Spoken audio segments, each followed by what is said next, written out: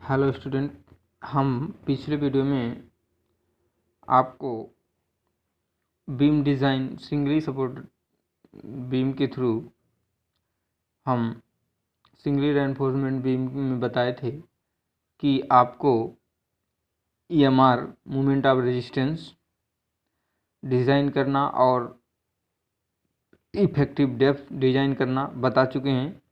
अब हम आपको बताएंगे सिग्मा AST या AST किस प्रकार से डिज़ाइन करेंगे, कितना AST होना चाहिए। तो आइए हम बात करते हैं इक्वेटिंग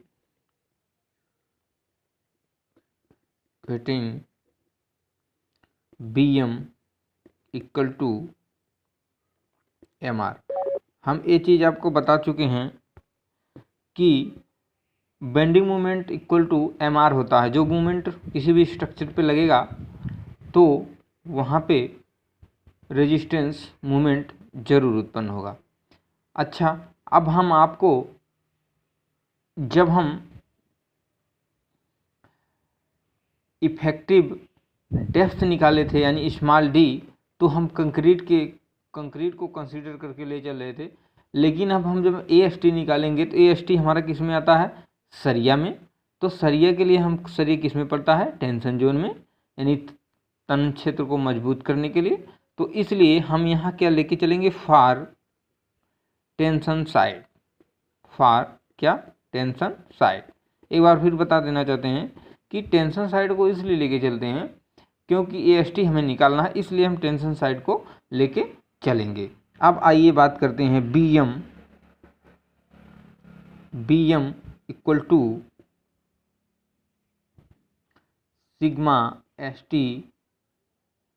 इंटू AST कोष्ठ में D माइनस XC आप लिख सकते हैं, चाहे XA लिख सकते हैं, दोनों बैलेंस सेक्शन है। तो XC यहाँ पे लिख देते हैं। कहीं कहीं पे हम XA लिख रहे हैं और कहीं कहीं पे XC लिख रहे हैं, उससे आपको कोई हेजिटेशन नहीं होनी चाहिए, बात एक ही है।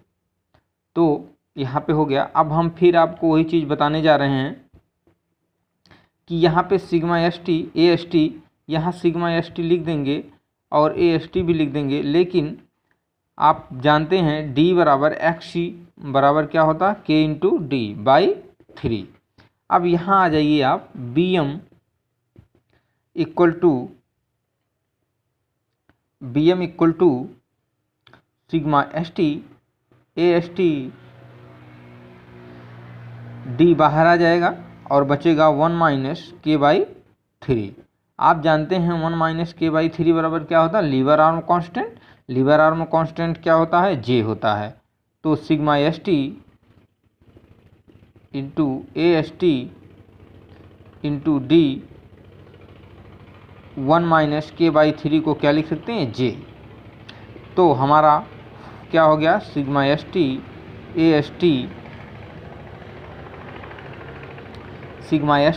AST equal to J into D।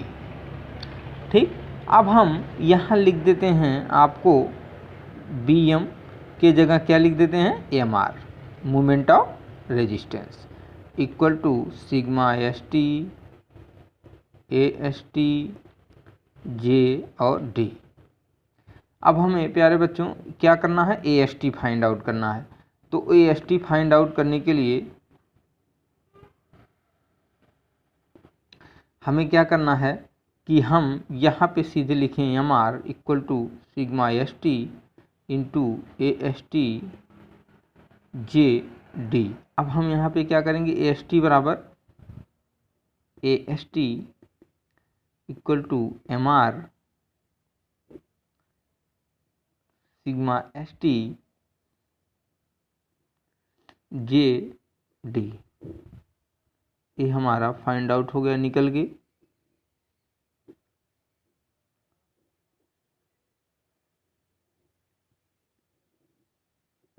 ये हमारा हो गया AST MR sigma ST into JD। अब हमारा तीनों वैल्यू आ गई। B आपको दे ही दिया गया रहेगा, capital D small d। Capital D जो कवर दिया रहेगा, अगर आपको स्मॉल d पीछे वाली वीडियो से स्मॉल d आप निकाले उसके बाद क्लियर कवर दिया रहेगा, क्लियर कवर उसमें जोड़ देंगे तो कैपिटल डी यानी पूरी डेप्थ, बीम की पूरी डेप्थ का वैल्यू आ जाएगा। अच्छा ठीक है, ये चीज़ हो गया M R sigma S T into Z D. ठीक है, अब तीनों वैल्यू आ गई है। अब हम एक आपको न्यूमेरिकल करवाने जा रहे हैं इस पोजीशन पे।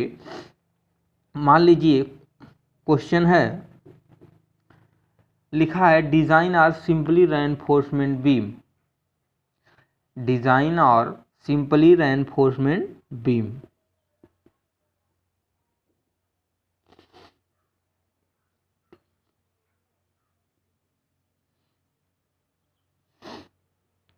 और सिंपली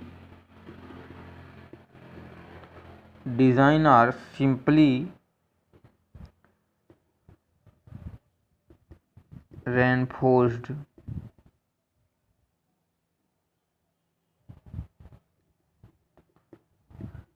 एक सिंपली रेनफोर्समेंट बीम का डिज़ाइन करना है जो क्या कर रही है, supported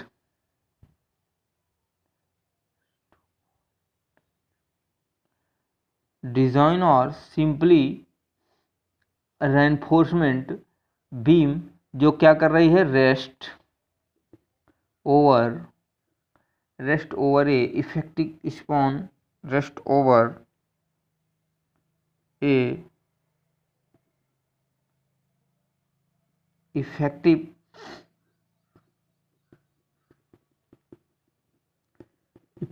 spawn of 10 metre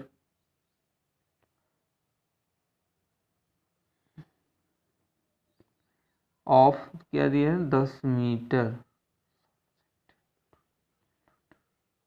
10 metre subjected to a live load दिया है 36 किलोमीटर पर mm स्क्वायर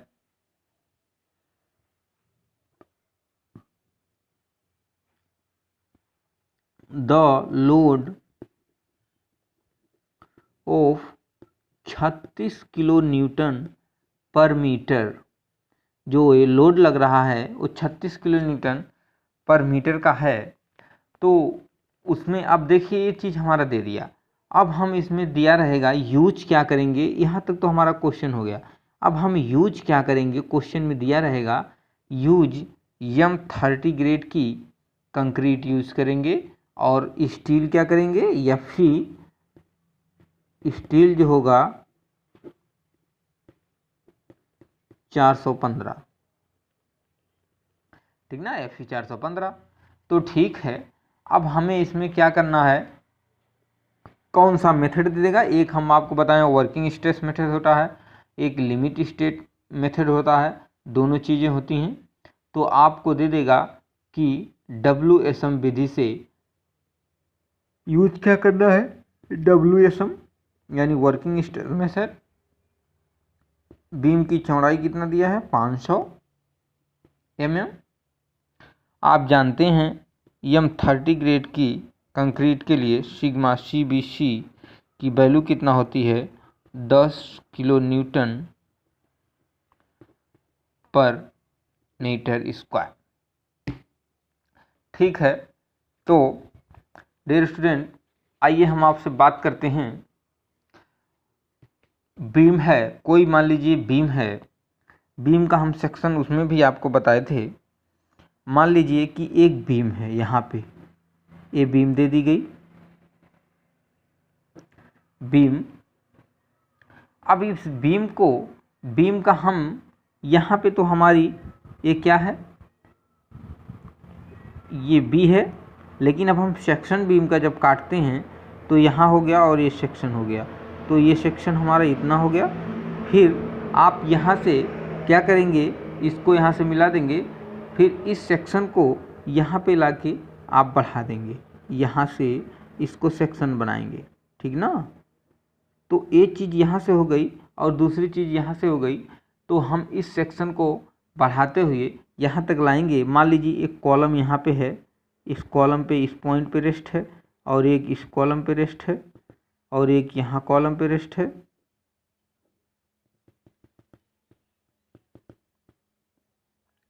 तो एक कॉलम पे रेस्टिंग कर रही है। मान लीजिए कि हम यहाँ से बीम को काट दिए, यहाँ से हम काट दिए, यहाँ से और यहाँ से हम बीम को काट दिए।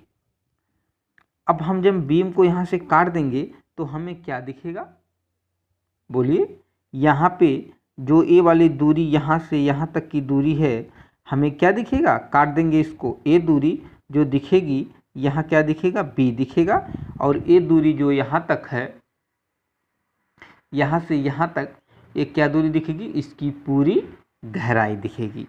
तो हम यहाँ से यहाँ तक दूरी ले लेते हैं तो पूरा कैपिटल डी दिखेगा। अब हम इसको डिज़ाइन करते हैं, पार्टिसिपेट करते हैं। तो ये इसको मान लीजिए हम डिज़ाइन करेंगे तो किसके लिए, पर मीटर के लिए। तो मान लीजिए कि इस पे जो है लिव लोड, यानी जो एक डेड लोड होता है, लिव लोड होता है और एक विंड लोड होता है। तो लाइव लोड जो लग रहा है वो पहले आपको दे दिए हैं हम। तो चलिए हम बात करते हैं यहाँ पे, इसको ऐसे ऐसे हैचिंग कर दीजिए। और ये दूरी कितने की बात किए हैं, पर मीटर, यानी 1 मीटर।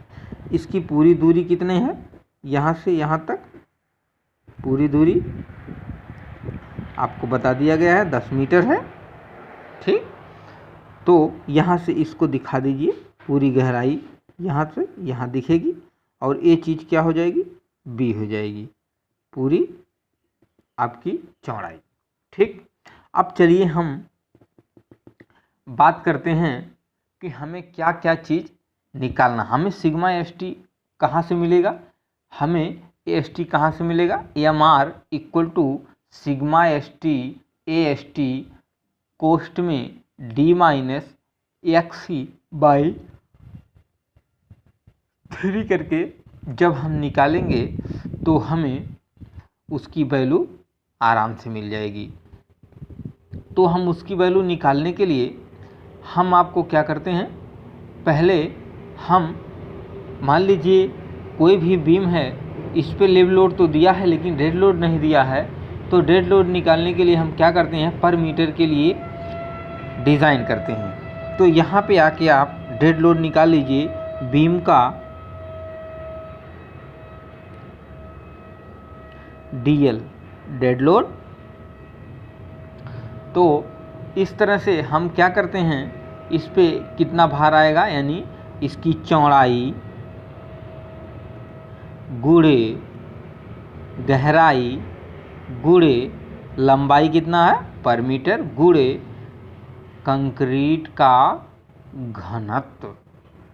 तो और आरसीसी का घनत्व मिला के क्या हो जाता है, डेंसिटी, यानी डेंसिटी ऑफ और सीसी रेनफोर्स्ड सीमेंट कंक्रीट। तो इनटू हम यहाँ पे लिख देते हैं डेंसिटी ऑफ आरसीसी। आरसीसी की जो डेंसिटी होती है 25 किलो न्यूटन पर मीटर क्यूब होती है। चलिए हम आपको यहाँ बात करते हैं। तो यहाँ पे हमारा क्या हो गया, 500 mm को 0.5 मीटर कर देंगे।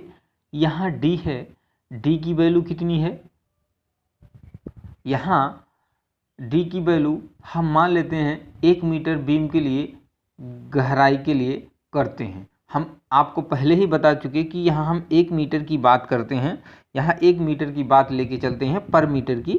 तो यहाँ 1 मीटर हो गया, गुणे लंबाई भी 1 मीटर है, गुणे यहाँ की जो इसकी डेंसिटी है 225 किलो न्यूटन पर मीटर क्यूब। अब इस मीटर से इस मीटर से इस मीटर से 1 क्यूब मीटर कट गया, तो डेड लोड कितना बचा, 0.511 और ये 25 बच्चे 125 12.5 किलो न्यूटन, ठीक ना। तो और ये 12 किलो न्यूटन जो है किसके लिए है, पर मीटर के लिए। तो ये 12 किलो न्यूटन जो है हमारा पर मीटर के लिए लोड आ गया। लेकिन अब हम आपको बात करते हैं कि हमारा अभी टोटल लोड लेना बाकी है। तो हमारा टोटल लोड कितना हो जाएगा, हम यहाँ निकालेंगे टोटल लोड। तो यहाँ live load plus DL dead load, तो 12.5 प्लस आपको यहाँ क्वेश्चन में दिया है 36 किलो न्यूटन प्रति मीटर। तो यहाँ 36 किलो न्यूटन जोड़ देंगे तो 36 और 12 क्या हो गया 48.5 किलो न्यूटन पर मीटर। यानी 48.5 किलो न्यूटन प्रति मीटर का बीम में लोड आ रहा है। 10 मीटर के लिए करेंगे तो कितना हो जाएगा 485.00 किलो न्यूटन का लोड पूरी बीम पे वहन किया जाएगा। ये चीज़ बात समझ में आ गई, सिंपल सी बात है। 1 मीटर के लिए 48.5 किलो न्यूटन का लोड लग रहा है, तो पूरे 10 मीटर के लिए कितना लगेगा। तो यहाँ पे अब हम आपको ले चलते हैं किसी भी सिंपली सपोर्टेड के लिए। जब कोई लोड यूडीएल लोड लग रहा, यूडीएल ही लोड लग रहा है क्योंकि पर मीटर की बात है, पर मीटर में यूडीएल लोड ही लगता है। तो यूडीएल लोड की बात करते हैं तो यूडीएल लोड पे जब सिंपली सपोर्टेड बीम रहती है और यूडीएल लोड लगता है तो उसका बेंडिंग मोमेंट कितना होता है हम आपको एसएम में पढ़ाए हैं।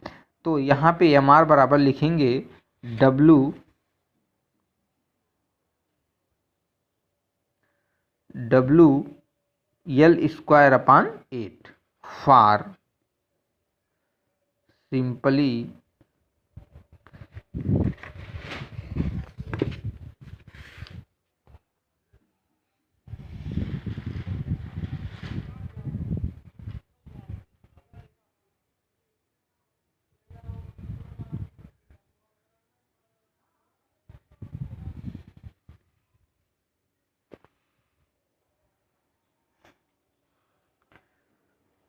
For simply supported